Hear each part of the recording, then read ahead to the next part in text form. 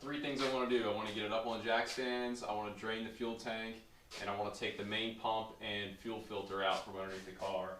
So let's get to it. Alright, let's get this thing up in the air. I'm going to start with I'll close mine to the back here. Yeah, we'll start back here.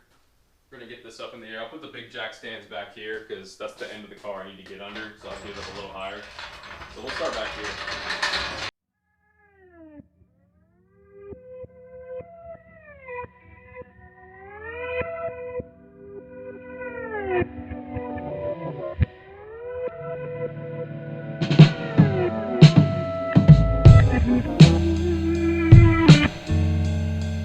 Alright, she ain't going anywhere, guys.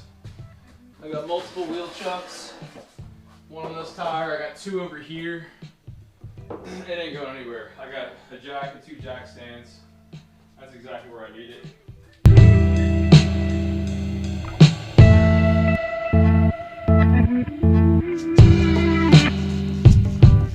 I looked underneath and it actually looks really good underneath the car. Let me get you down underneath here. We don't need the flashlight, you can see fine. And I'll show you around the bottom of the car real quick. The only problem that I see, all right, so this was the major part of rust I was talking about. It's right here on the frame, and it's literally just that spot. Just to the left and right of this spot, it is solid as a rock. So I'm gonna have to cut out this small section of bad frame, and I'm just gonna have to plate it in and weld it in and reinforce it, make it strong. But other than that, the bottom of this car is clean as a whistle. That's just very odd just to have rust in that one spot. The fuel pump, if you can see it, it's right there. Nothing looks rusty and crusty, but this thing's been sitting, so it might be good, but I don't even want to try. I'm just going to take the fuel pump out of my other car and not even mess with it. So to take these out on these 740s and on 240s, you got a banjo bolt here. Break that one loose because that's coming from the feed line up to the front of the car. So that's got pressure going through it. This one right here you don't have to do because it's coming in through the fuel pump here. It comes out the banjo fitting here, goes into the banjo fitting on the fuel filter, comes out the back of the fuel filter here, and then goes to the line to the front of the engine. So we just got to unhook this hose, these wires, and these 3 bolts, and this whole assembly drops out. It's really simple, guys. I mean, anybody can do it if you're competent with some tools. Not a real difficult job. So another adjustable. So what you gotta do is you gotta hold on to the fuel filter. The fuel filter has like its own built-in nut on the end of it. You gotta hold on to that. And hold on to that while also, all right, cool, I got that. Actually, let's spin this around today.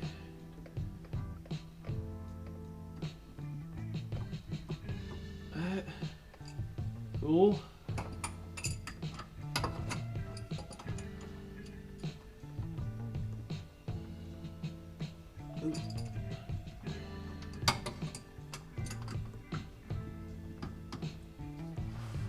All right.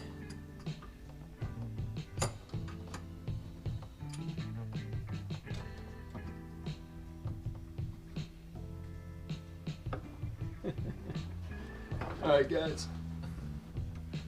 This is the fun part, trying to get this thing to break loose when you got these things that have been together for umpteen years. Oh, there it went. Got it. Broke her loose without hurting myself. All right, let's see what we got. Huh, it broke loose, but it didn't get loose. If that makes any sense. It's loose, but it's not loose. It definitely broke loose, though.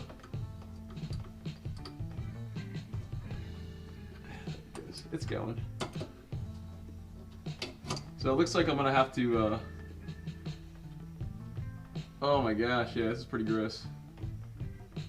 This is worse than what was in my 244 turbo. That 244 turbo, guys, only sat for like, it was like 4 or 5 years. This car's been sitting for 14 plus years. So, yeah, the fuel smells really badly. That's probably the worst smelling fuel I've ever smelled in my life right there.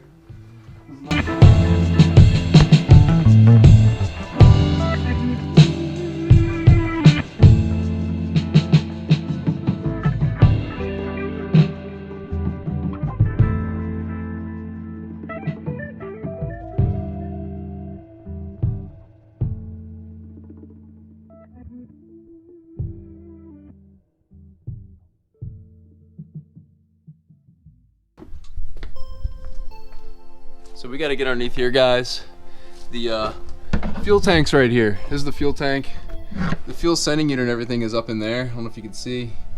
Not really, but it's up there, trust me. There's a access to it. So I'm gonna drop the tank down. I'm not exactly too sure how you take them off these cars.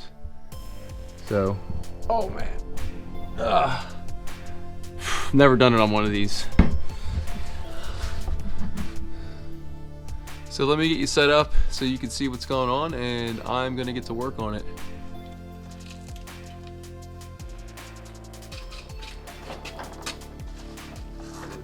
I'm trying to get this fuel system squared away, guys, because I think this is the only thing that's gonna prevent this car from running, to be honest, because he said when this car was parked, it ran fine, so.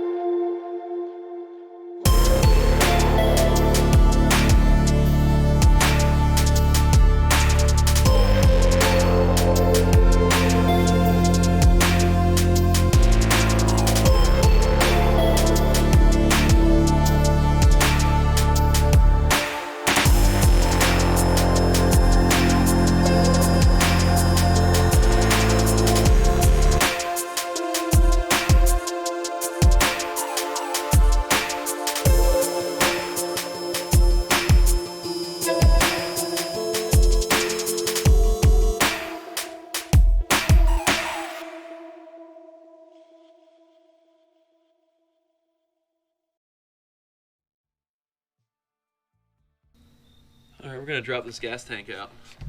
Move it a little bit so you get a little better view. You guys see that? Yeah, you can see it pretty well. Alright, this should just drop right out now.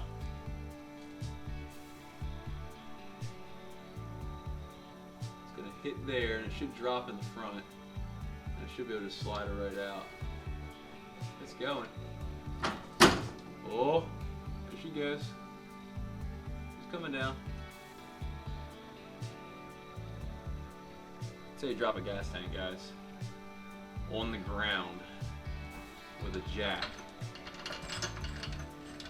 So what I'm gonna now do is I'm just gonna slide it onto the ground off the jack, because I'm not gonna be able to slide it out from under the car. There it goes.